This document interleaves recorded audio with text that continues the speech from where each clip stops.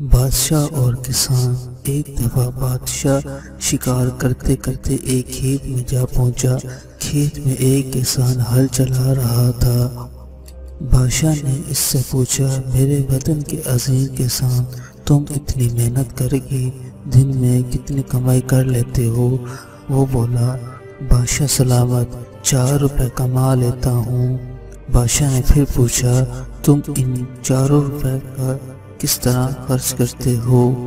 آگے سے کسان نے جواب دیا، بادشاہ سلامت، پہلا روپیہ میں خود پر خرچ کرتا ہوں، دوسرا ادھار دیتا ہوں، تیسرا قرض اتارنے میں اور چوتھا روپیہ کنویں میں پھینک دیتا ہوں۔ کسان کا جواب سن کر بادشاہ حیران اور پریشان ہو گیا اور بولا، میں تیری ان باتوں کا مطلب نہیں سمجھا۔